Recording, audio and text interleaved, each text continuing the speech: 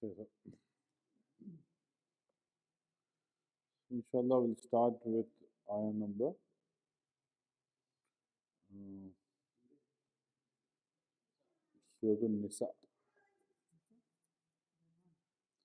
Surah Nisa, ayah number 5. Surah Nisa, ayah number 5. أعوذ بالله من الشيطان الرجيم بسم الله الرحمن الرحيم ولا تؤتوا السفهاء أموالكم التي جعل الله لكم قياما وارزقوهم فيها واكسوهم وقولوا لهم قولا معروفا وابتلوا اليتامى حتى إذا بلغوا النكاح فإن آنستم منهم رشدا فادفعوا إليهم أموالهم ولا تأكلوها إسرافا وبدارا أن يكبروا ومن كان غنيا فليستعفف ومن كان فقيرا فليأكل بالمعروف فإذا دفعتم إليهم أموالهم فأشهدوا عليهم وكفى بالله حسيبا للرجال نصيب مما ترك الوالدان والأقربون وللنساء نصيب مما ترك الوالدان والأقربون مما قل منه أو كثر نصيبا مفروضا وإذا حضر القسمة أولو القربى واليتامى والمساكين فارزقوهم منه وقولوا لهم قولا معروفا وليخشى الذين لو تركوا من خلفهم ذرية ضعافا خافوا عليهم وليتقوا الله وليقولوا قولا سديدا إن الذين يأكلون أموال اليتامى ظلما إنما يأكلون في بطونهم نارا وسيصلون سعيرا صدق الله.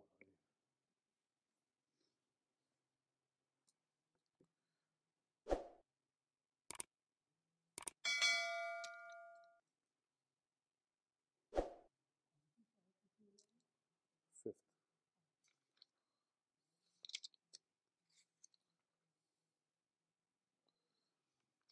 Okay.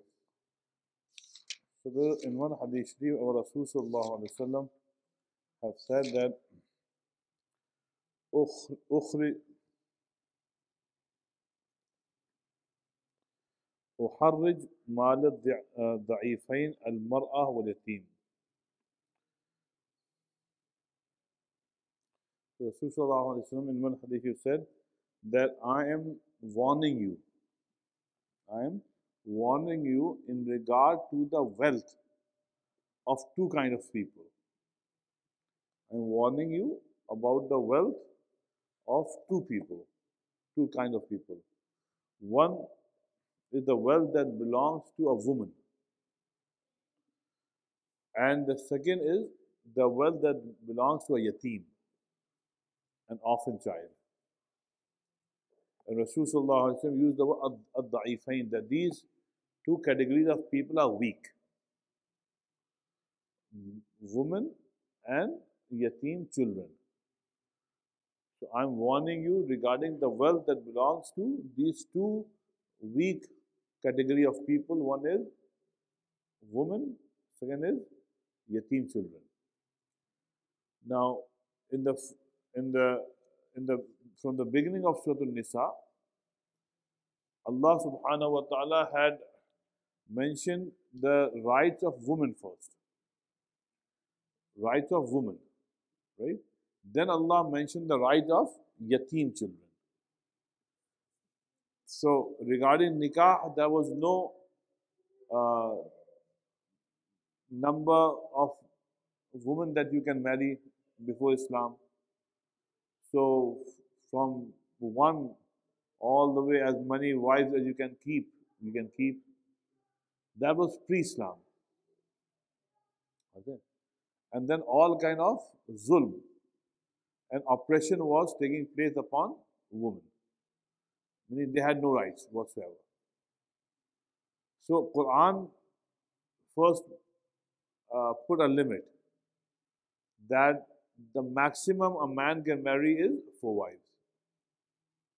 Otherwise, just have one wife. Like you read last week, Allah subhanahu wa ta'ala said, if you cannot do justice, then just one wife. So Allah encouraged men to have one wife only. The only reason why you can have more than one wife is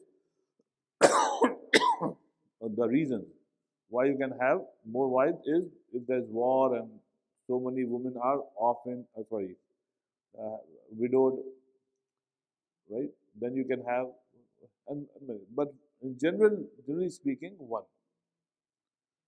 And as Allah in the Quran have said, وَلَن تَسْتَطِيعُوا أَن تَعْدِلُوا بَيْنَ النِّسَاءِ, that a man will not be able to do justice with more than one wife. If you have more than one wife, two, three, four, you will not be able to do justice. So as a result, you know, um, Muslim men, generally speaking, have one wife. So Allah subhanahu wa ta'ala put a tahdeed on that. Second thing is that rights of women, that people will marry but they will not give meher, dowry, meher. So Allah subhanahu wa ta'ala mentioned in one ayah separately, that the ayah number 3 of Surah Nisa. Ayah number 4. وَآتُوا النِّسَاءَ صَدَقَاتِهِنَّ نِحْلًا, that you should give the meher to your wife, right, in a nice way, right? So, and then regarding the rights of women, the whole Quran is a witness, and our Rasul sallallahu alaihi wasallam, the teachings, right, were based on doing justice with your wife and taking care of your wife. Now, in today's dars, we learn about the rights of yatim children. Right? Who is yatim? Yatim is a child that had lost his or her father, and the child is still small, had not reached the age of puberty. So if a child had not reached the age of puberty and had lost his or her father, then that child is called yatim. Now, because Arabs were fighting a lot, so men were being killed, and children were becoming yatim. And because people had no concept of Allah and no khawf of Allah, so just like they were oppressing women, right, they were oppressing yatim children as well. And yatim children had no rights whatsoever. So one scenario here is that, and this is something that was very general, and that is that a child became yatim, right? A child became yatim, and the father, had money, property, wealth, right? Now, who will become the guardian of it? Because this money, this wealth, this property, this asset belong to the yatim child. But the thing was that if you will give that money and the wealth to the yatim child, that child is a kid, is a baby. The child will not be able to handle finances. He's a small child. And there were no laws at that time that will govern the rights of yatim children. So Quran, took care of all these issues. Here Allah subhanahu wa ta'ala said, وَلَا تُؤْتُوا السُّفَهَاءَ أَمْوَالَكُمُ الَّتِي جَعَلَ اللَّهُ لَكُمْ قِيَامًا. Allah subhanahu wa ta'ala said that when a child is a child, sufaha means foolish. When you have foolishness, it means that when a child is a baby, doesn't know right from wrong, right? Just a child. So Allah saying, amwalakum, the money that you have, amwalakum, the money that you have, which actually belongs to the yatim child. You are the guardian of the gift. Let's say you are, let's say an uncle, chacha, your brother died, now his property, right, it belongs to his children. You came forward and you said, I'm the guardian, and I'll take care of the wealth and everything that my brother had left for his children. Now, when should you handle, when you should hand it back? So Allah subhanahu wa ta'ala said, no, keep taking care of the property of your brother who had passed away. Do not give. وَلَا تُؤْتُوا. Do not give. As-sufaha, to children who are yatim and they are small children. Amwalakum, the money that you have. Now, what is money? Amwal. Now, Allah subhanahu wa ta'ala is teaching us the importance of money, how important money is. Right? Allah is saying, Mal is allati ja'alallahu lakum qiyamam. Money is that thing that Allah subhanahu wa ta'ala had made your existence, qiyam, linked to the mal. If you don't have money, you cannot survive. So money, mal, is the reason why we are surviving, why we are living. No money, no life actually. This is why Allah subhanahu wa ta'ala had put emphasis on earning money. Okay? Like in one hadith, Rasul sallallahu alayhi wa sallam said that if you are protecting your wealth, your house, your money, and you are killed, you will die shaheed. You will die shaheed. If money was evil, then you should not be considered shaheed. Okay? You will be shaheed if you are protecting your money and somebody attacked and he killed you. So money is not bad. Allah is praising money or the importance of money. Allati ja'alallahu lakum qiyamam. Money is, mal is that thing that Allah had made your existence linked with mal. وَارْزُقُوهُمْ فِيهَا وَاكْسُوهُمْ. So you can spend the money, right, upon the children, their own money that their father had with. Now you can pay bills, you can send them to school, college, whatever they need. You can spend the same money, the money that their dad had left. Waksuhum, and buy clothes for them, meaning their needs, fulfill their needs, right? But waqulu lahum qawlan ma'rufa. Ab dekhiye, underline this. Waqulu lahum qawlan ma'rufa. Don't get frustrated. What you are doing is a very, very noble work. So always talk to those children nicely. Okay? Meaning you should not be harsh just because those children are yateen. Okay?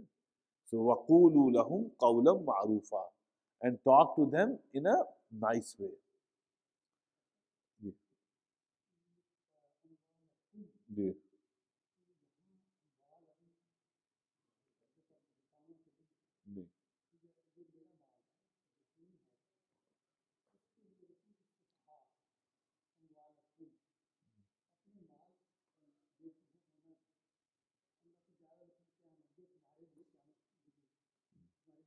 Ji ji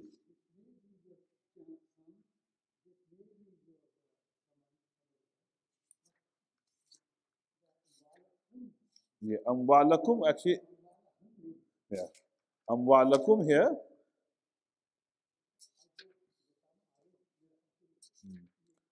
So regarding the word amwalakum, not lakum, right? So here the mufassirin have written that actually amwalakum, right, uh, could mean your money, but actually Allah is referring to the money of yatim. You are the custodian. So Allah is saying the money is under your custody, right? But the money actually belongs to them. You are just the custodian, the caretaker, right? Okay. That's why Allah is saying, "Wala tu'tu sufaha amwalakum." Allah is not saying give your money. Allah give their money, but don't give them their money when they are sufaha, when they are children. So That's what the Mufassirin have written here. Now, second thing. Okay, وَابْتَلُوا الْيَتَامَى حَتَّى إِذَا بَلَغُوا النِّكَاحَ. Now, these are all kinaya. Allah subhanahu wa ta'ala is saying, test, test. Ibtala means to test. Test the yatim children until they reach the age of puberty. Here, puberty means nikah. Nikah. Right? Because a child, when he or she reaches the age of puberty, that child has actually reached the age of nikah. Because the reason why puberty takes place, right? Which is a sign from Allah that if needed, this child can be married. So now how you should test? Wabtalu means test. Meaning when the child had reached the age of puberty, now test whether this child can handle his finances or not. Because sometimes some children are very mature. Right? Sometimes a child could be 20, 25 years old, but he is very, very naive. He cannot handle finances. Right? So you test yatim children. Give them some money, tell them that go and buy some stuff for me, beta. See when he brings the grocery, how he is handling that small transaction. So you can test yatim child on different ways, right? And if you feel that this child is intelligent enough, give the money back to him. That beta, this is your dad's money. It's not my money. I took care of it for 10, 12 years. Now you. But if you feel that the child is not ready, do not give. Just hold. So Allah subhanahu wa ta'ala is saying, فَإِنْ آنَسْتُم مِّنْهُمْ رُشْدًا. If anastum means when you feel that minhum rushdan, that this child is mature, mentally mature, فَادْفَعُوا إِلَيْهِمْ أَمْوَالَهُمْ. Then give them their money. فَادْفَعُوا إِلَيْهِمْ means give them their money. وَلَا تَأْكُلُوهَا إِسْرَافًا وَبِدَارًا أَن يَكْبَرُوا. And do not eat the money israfan. Israf means extravagantly. Wabidaran, or with this fear that an yakbaru, when this yatim child will become mature, I have to give money. So what Allah subhanahu wa ta'ala is saying, that when you are taking care of a yatim child, right, if there are some rents to pay, there are some expenses that you think that you cannot bear, so you can spend that much of money from that child's money that his or her father had left. But Allah is saying, be very honest. Spend only that much money that is needed.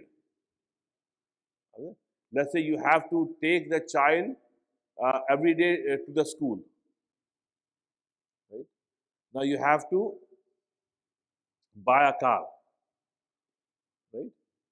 That I cannot go and drop him without a car. So okay, buy a car, but that car will belong to that yatim child. Right? Now don't get a BMW. Right? Get a car that is decent. Right? So do not play tricks. So Allah is saying, وَلَا تَأْكُلُوهَا إِسْرَافًا. Do not do israf. Do not do israf.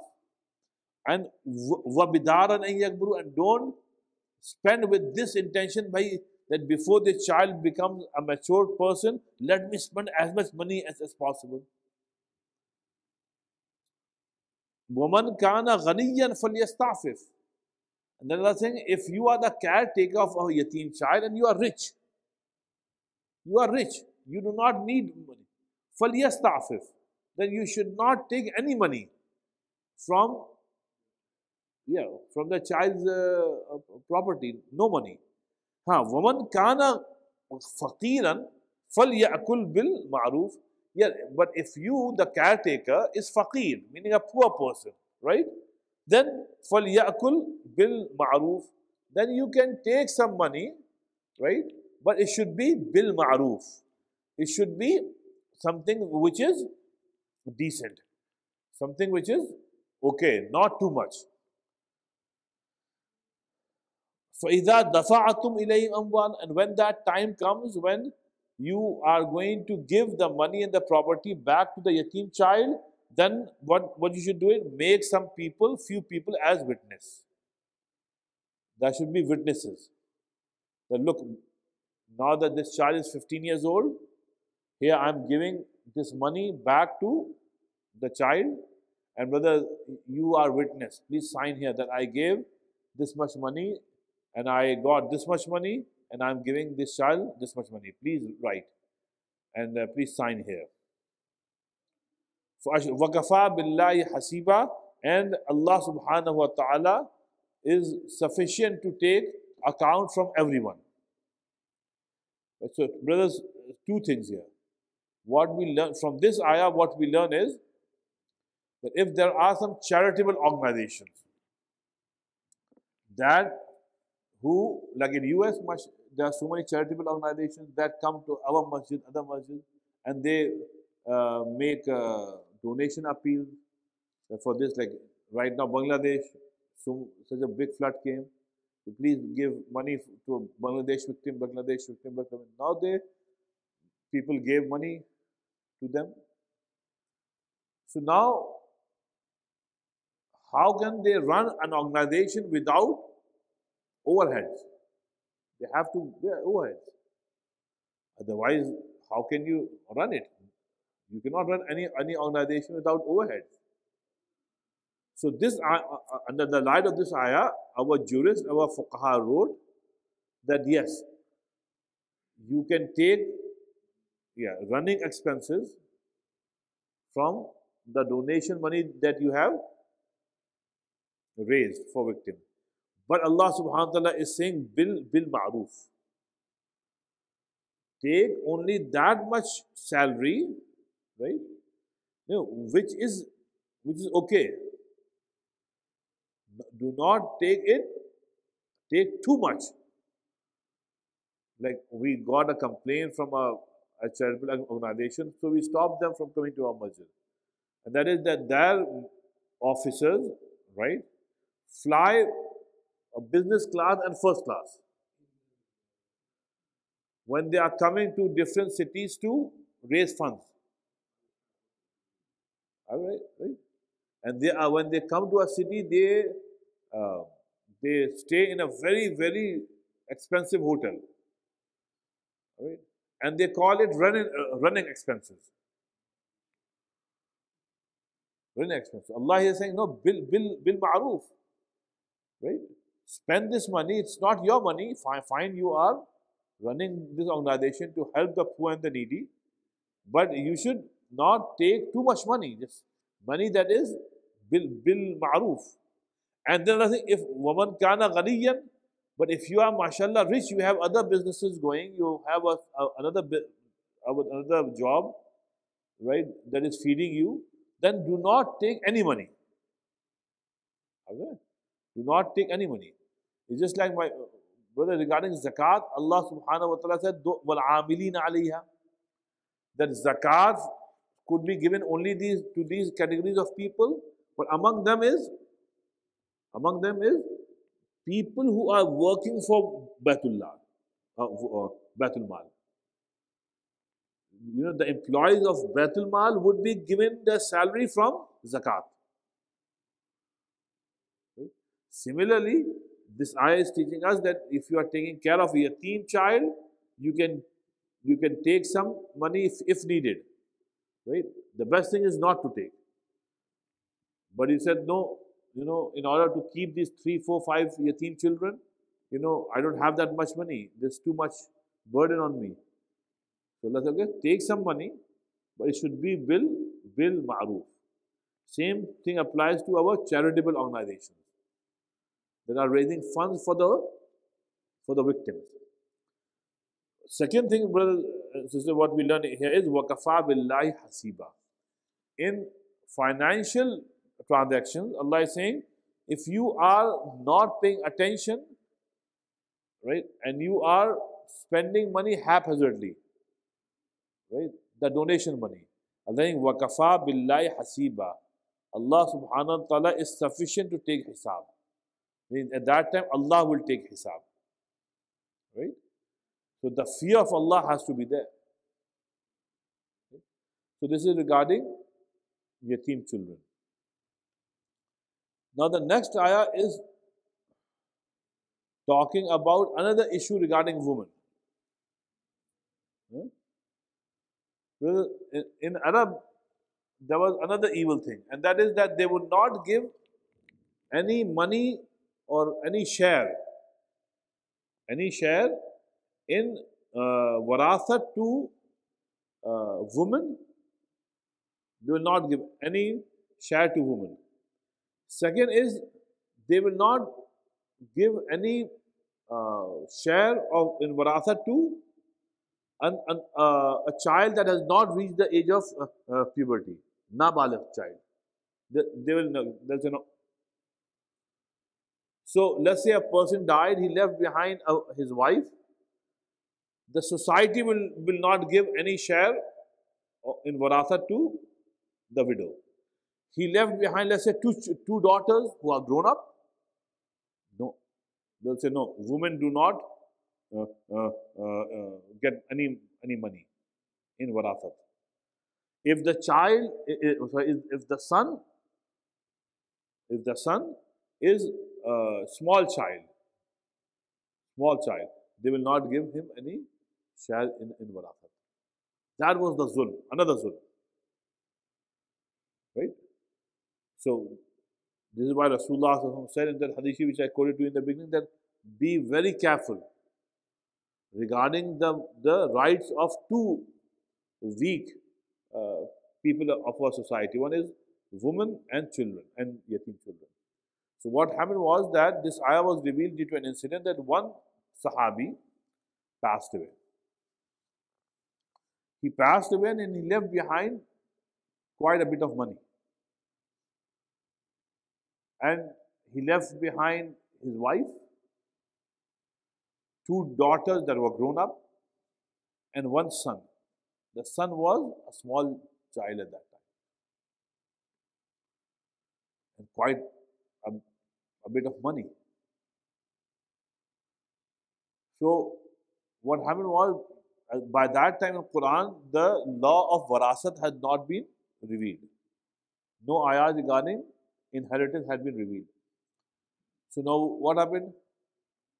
The late Sahabi's nephews, his brother's sons, two of them,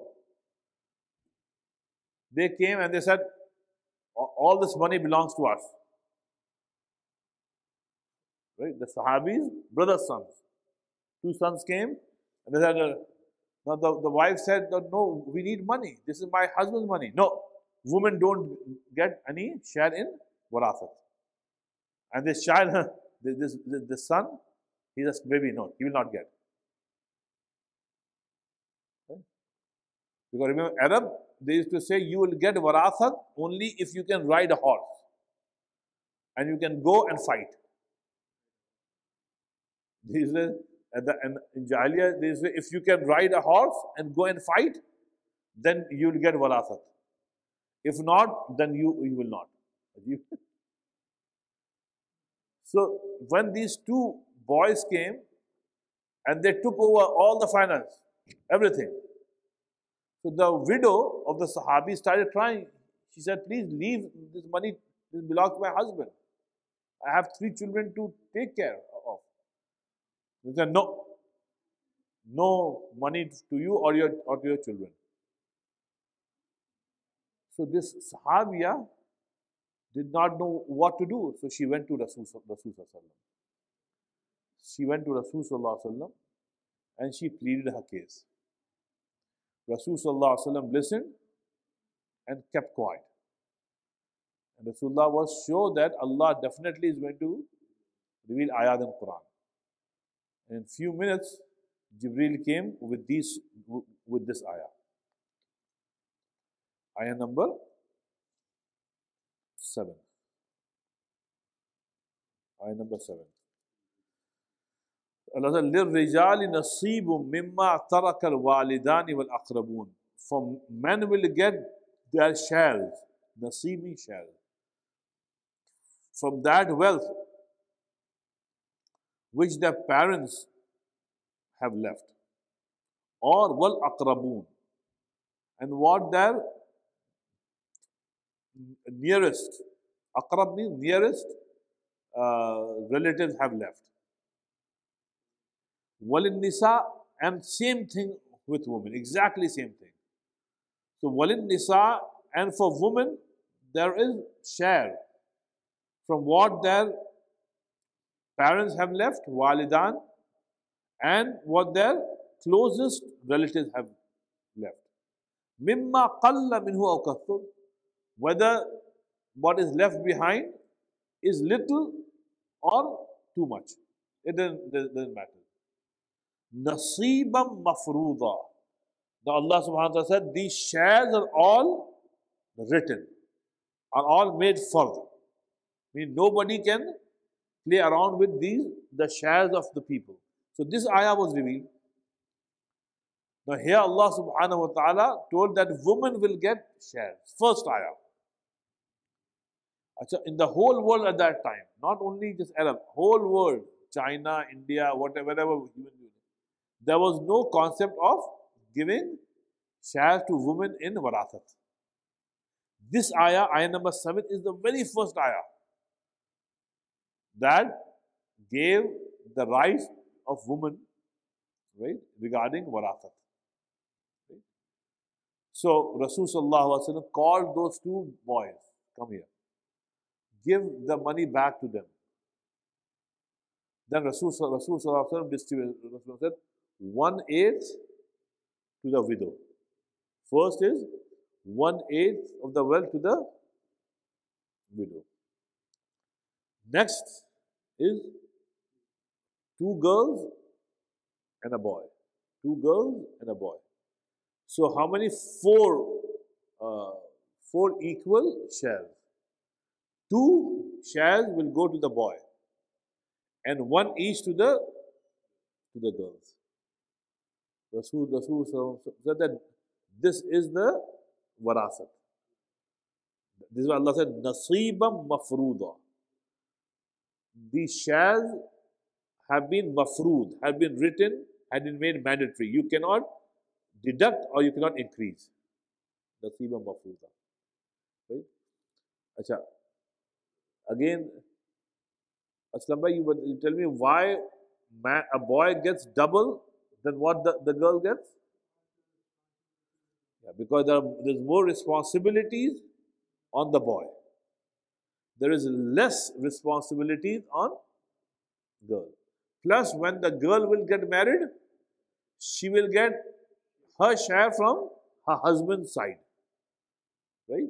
And in the boy's case, he will get married and he will bring his wife and he will share his wealth with his wife. On the other hand, a woman is not expected to share her money with her husband. Husband's responsibility is to earn and spend. Right? So it would have been a big injustice had Allah subhanahu wa ta'ala given the same amount of share to the woman. So Allah subhanahu wa ta'ala, who Allah subhanahu wa ta'ala said, وَمَنْ أَصْدَقُ مِنَ اللَّهِ قِيلًا. Who can be more precise, more correct than Allah subhanahu wa ta'ala when it comes to giving rights. So here Allah subhanahu wa ta'ala, now another thing is, brothers, look at the word aqrabun. This is why, brothers, Quran is the mu'jiza of Rasul sallallahu alaihi wasallam. Look at the word aqrabun. Aqrabun means? Qareeb means what? Shabbat bhai, Qareeb means Near. Qareeb is near. A relative which is your aqrab means the closest. The closest. So let's say a person passed away, right? Now his father is alive, right? The father is alive, but the son passed away. Son left behind his family, and in his family there are his children. So now who is closest here? Son. Oh, sorry, children. So if children are alive, then the grandfather will get nothing. Will not get nothing.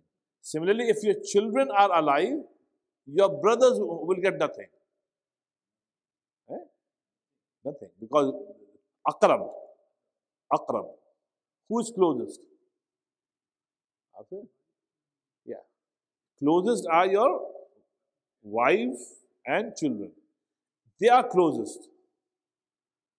If they are alive, the rest of them will not get wealth. Okay. So the word is akrab. Al-aqrab fal-aqrab. The one that is closest will remain closest. Right? If this qanun was not there, this law was not there, absolutely, it would have been a big fight. Because all the relatives will come and say, I'm also his relative, I'm also his relative. Okay? It's kind of funny, in UP, there was a big king that lived called Raja Mahmudabad, king of Mahmudabad, one of the richest king. In fact, he is a very unfortunate person. He he spent all of his wealth, not all of his wealth, a big part of his wealth, uh, upon Muslim during Muslim League time, right? So he supported Jinnah with his wealth.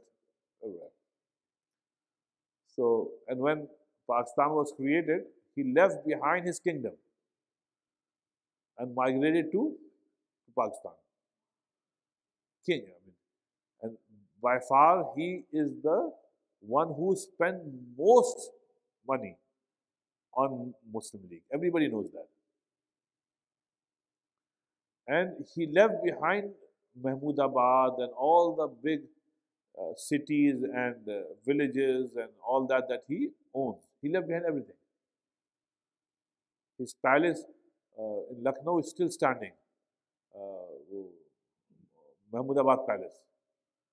Still in Lucknow, a big palace still standing. Left behind. So the government of India, right, had now put him as a traitor. They said, well, he's a traitor of India. So, as a traitor of India, now all the wealth, the property that he had left behind, he cannot get it back in no way. Okay. So now what happened was in 1950s, Raja Mahmudabad Sahab's family that was left behind, his brother's sons, they uh, they filed a petition in the High Court of India that Raja Mahmudabad Sahab was not a traitor. He left for Pakistan with his own will, and he did not hurt India. It was a legal process that happened. So, but no, going. Anyhow, it kept on going and going and going. That case went on for 40, 45 years. In 15 years ago, finally, the Supreme Court of India passed a judgment. And they accepted the mistake of Indian government that yes, Raja Sahab was not a traitor. Now his property was released. Now this is 15 years ago, 15 or 17 years ago. So at that time, the amount of his wealth, property, was valued 15, 16 years ago. And at that time, it came to, I think, 500 million US dollars, something like that, or more than that. More than that. Just in my city, Lucknow, Hazratganj area is like the most elite area of Lucknow. Those big buildings that are still standing, all owned by Mahmudabad, Raja Sahib. And from here till Mahmudabad, you know, just his palace in Mahmudabad. BBC made a report after that about regarding his palace in Mahmudabad. Beautiful palace. Anyhow, so now what happened was that his brother's children, right, they put a claim that now all of this belongs to us. So government said, why? So this is the same, wal aqrabun, that we are the aqrab, the closest to Raja Sahib. The Raja Sahib left, he had no children whatsoever. So we are his brother's children. So we are the aqrab. Right? So when Islamic law was brought into, they said, yes, that's what Islam says. But guess what happened? Nobody got anything. Nobody got anything.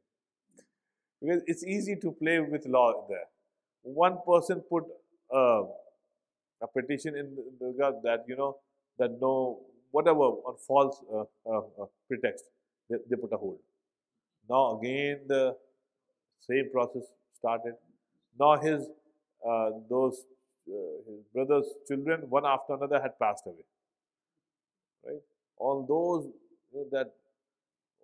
that wealth is still there, but now nobody will be able to. And Muslims also did the same thing, because most of the tenants, right, in those buildings are Muslims. They have been living there for 50, 60 years. They said, we are not going to leave. So they just put one petition in the High Court somewhere. Now again the process started. Okay. So the word is al-aqrabun.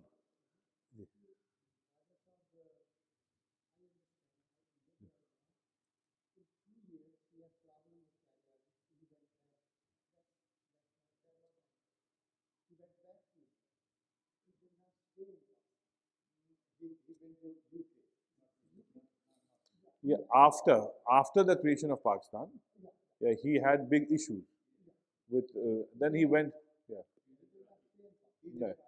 He was in. Then he went to UK and he passed away there.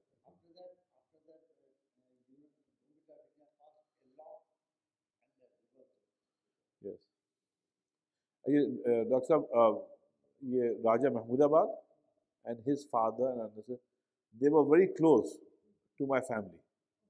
So they would come to Frangi Mahal for teaching. And then this Raja Sahab became very close to one of my uh, grandfather, Maulana Jamal Mia. Maulana Jamal Mia and him, they became a team. They became a team, and together they really worked hard for creation. Now, whether they did the right thing or not, leave that to Allah. But together they worked a lot for that. And Raja Sahab was living a small apartment in London. If you are interested, I'll give you a book that is written on my grandfather by Professor uh,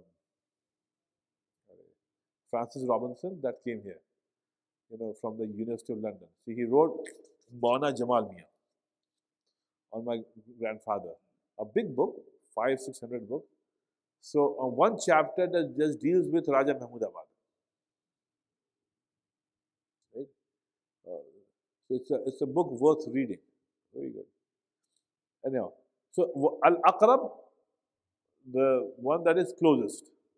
So one who that is closest. So this is also from Allah subhanahu wa ta'ala. That Allah subhanahu wa ta'ala put a stop to all the possibilities of fights. That if Aqrab is alive, then the one after that will get no share. And then last two ayah, Allah subhanahu wa ta'ala is saying, وَإِذَا حَضَرَ الْقِسْمَةِ. I think this is old times when a person had died. So then a day right after the burial, the first thing would be to distribute the warasat. You and I, most of us, are very lenient when it comes to warasat. One wali of Allah went to visit somebody who was sick. While he was visiting him, that sick person passed away. So this wali of Allah, he put that lamp off. Lamp off. So the family member said, Sheikh, what did you do? Why did you put the lamp off? Can I get this lamp, right? The oil and this lamp belong to the dead person. Nobody has the right to spend his money now.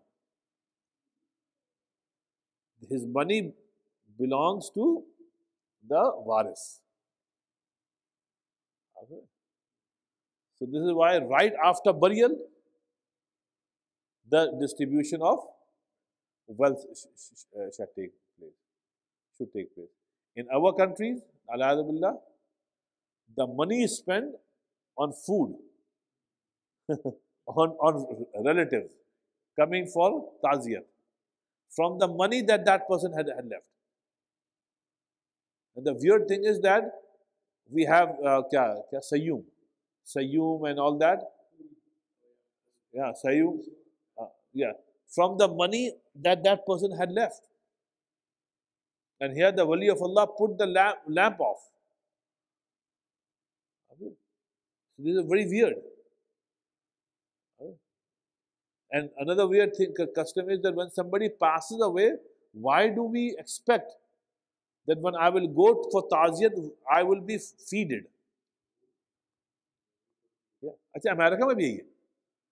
If somebody passes away, you go for ta'ziyat, they say, please aaiye, khana khaye. Why? But this is not that we have come in ta'ziyat, you don't eat. In ta'ziyat, you must not eat. That money possibly that money belongs to the waris.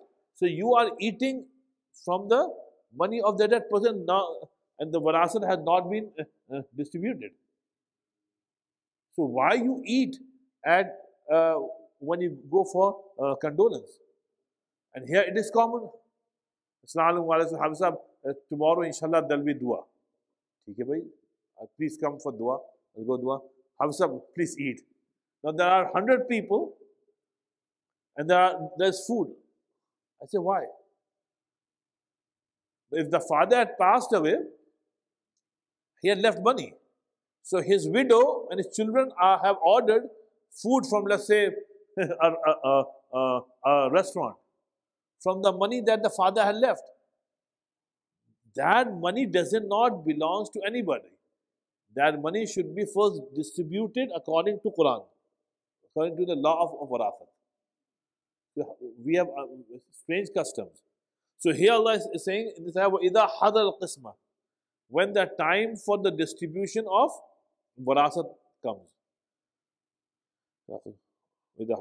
Ulul Qurba, now relatives are also there.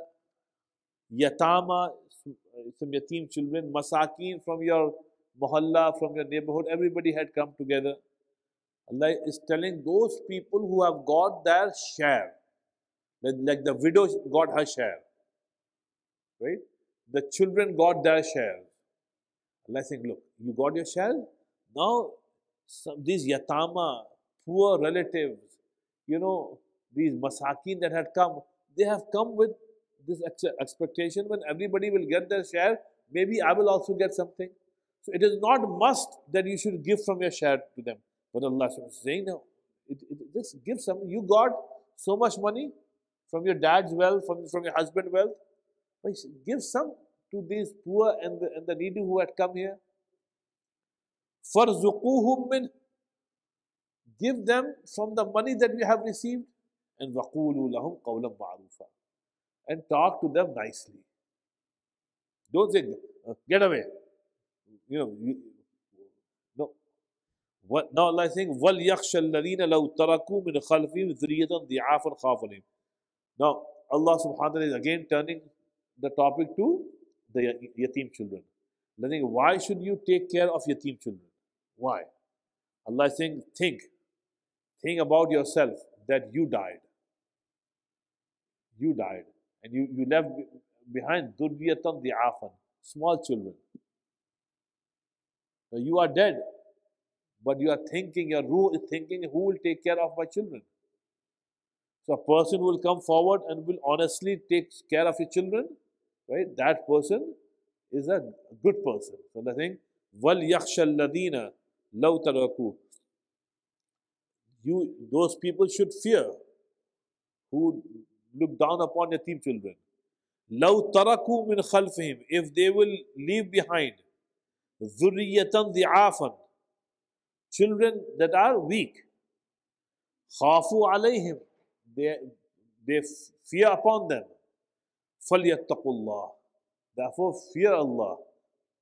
وَلْيَقُولُوا قَوْلًا سَدِيدًا, and when you speak what is firm. Then the last ayah regarding people who eat the money that belongs to yatim children. Allah says, إِنَّ الَّذِينَ يَأْكُلُونَ أَمْوَالَ الْيَتَامَى, definitely those people who eat the money that belongs to yatama, orphan children. Zulman, they're eating that money zulman, as an oppression. إِنَّمَا يَأْكُلُونَ فِي بُطُونِهِمْ نَارًا, fact is that they are eating fire.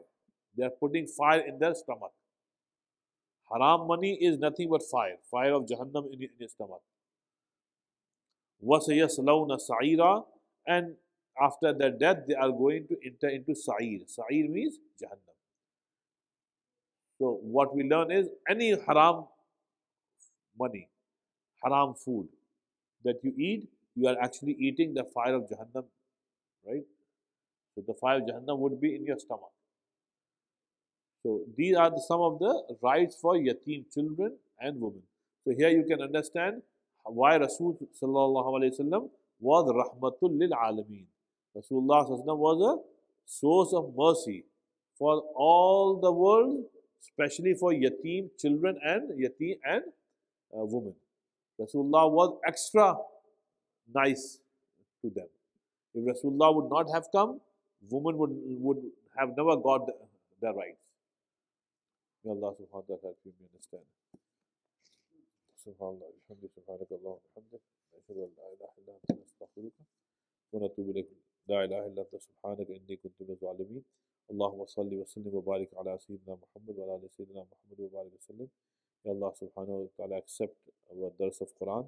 Allah subhanahu wa ta'ala forgive us and our children. Allah subhanahu wa ta'ala make us true believers. And Allah subhanahu wa ta'ala, when we die, give us that upon Iman. Subhana rabbika rabbil izzati amma yasifun wa salamun